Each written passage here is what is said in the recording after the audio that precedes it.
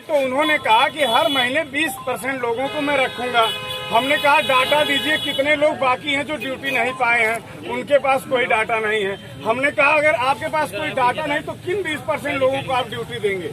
ये तो साबित नहीं हो पाएगा कि 20% लोग ड्यूटी पाए या नहीं पाए। इस पे हमारी सहमति नहीं बनी।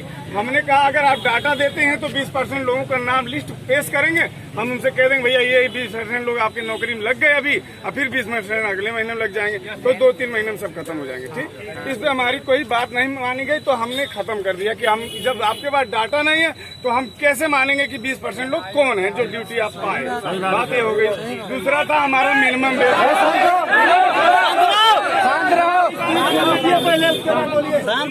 दूसरा हमारा मुद्दा था मिनिमम बेस।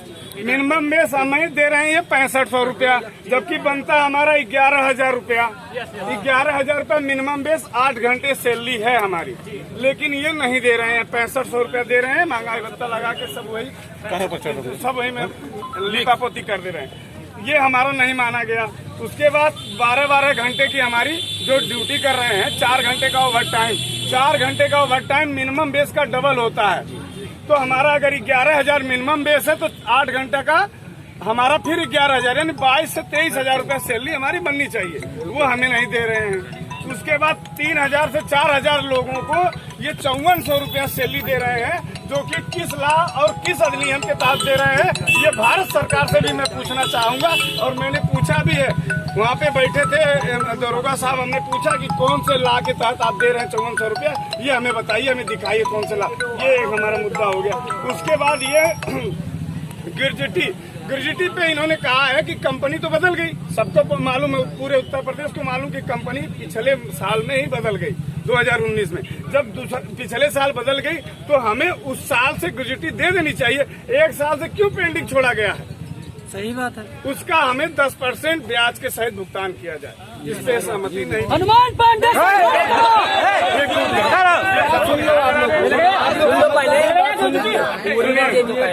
उत्तर प्रदेश में 1.7 के रेशियो से इस समय मैन पावर है लगभग, कहीं कुछ जिले में पूरा है, कुछ जिले में है इससे भी कम है, 1.5 भी है। तो इस रेशियो को पूरा करने के हमने कहा है कि 2.5 के रेशियो के हिसाब से आप इस चीज को क्लियर करिए, क्योंकि एक दो पायलट 3 गाड़ियां, 2 गाड़ियां, 3 पायलट 2 गाड़ियां देख रहे हैं। क्यों देख रहे हैं? उनको न एक्स्ट्रा सैलरी मिल रही, न कुछ मिल रहा, तो क्यों देख रहे हैं? 26 दिन का हमारा सैलरी बनता है, वो मिलना चाहिए।